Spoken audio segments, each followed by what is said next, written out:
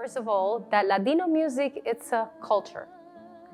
It's part of a culture. It's part of a heritage. And in this case, Ladino in itself, the word Ladino refers to a language that is comprised of Spanish, Hebrew, in certain cases Portuguese, in certain cases Greek, French, Italian.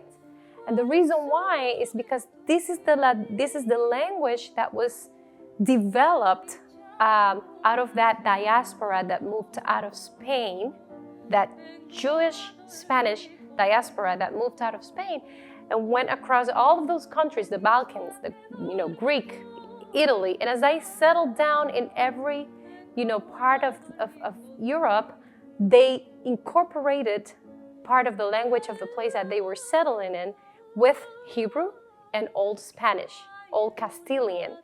And so it is very distinctive because only Jewish people from the Iberian Peninsula, they would use certain words. The BorikenSpharad Ladino Music Project is a research project. That's really what it is, a research project that is devoted to the research in itself, restoration and preservation of the Sephardic culture in the Caribbean, focused mainly in Puerto Rico, but also extended to the Hispanic American community.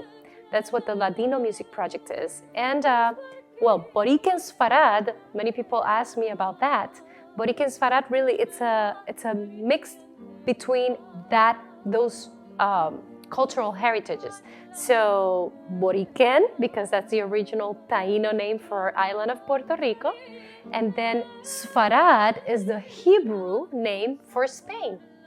So the Sfaradi, or Sfarad, or Sephardic, as many people know it, is all of those Judeo-Spanish people who came to the Caribbean and the islands, and now they are called Sephardic or Sephardim in many instances. And so that's what the project, the name of the project, that's why I came with that name. Now, to me, what's even more, what really attracted me to this, to develop this project and to embrace this music as part of my cultural heritage is that I discovered that there are many words, Ladino words, that we still use today and that I was using even in my own family in Puerto Rico.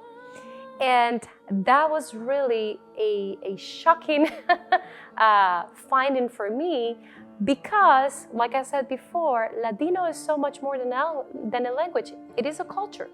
Because with words, you carry the story and you carry history. So to have found that after all these years, after hundreds and hundreds of years, and so many migration patterns from our ancestors, we still keep some of those words alive in Puerto Rico. To me, that was amazing. So that Ladino music is the music also that was, of course, developed right after that, the diaspora started to develop.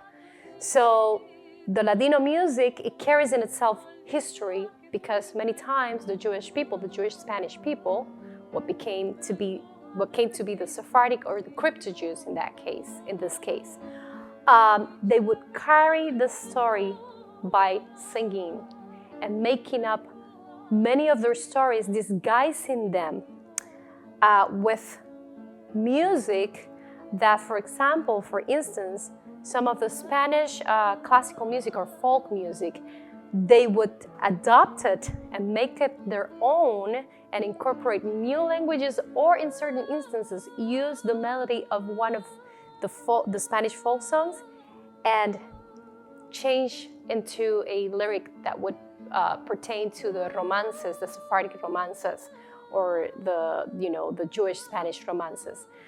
And so as they went from one place to the other, we can find that many of those lyrics can vary from place to place, but also that many of those lyrics were adapted to its own country or culture. Such is the case as one of the most well-known songs that we have in Puerto Rico, Dame la mano paloma, which is a Sephardic song. And in itself, it's a Spanish folk song. But the way that we got that song is because the diaspora, the crypto Jews, the Sephardic, they brought it to the Caribbean. And in Puerto Rico, we made it our own. The original one in Ladino is Dame la mano palomba. Palomba instead of paloma.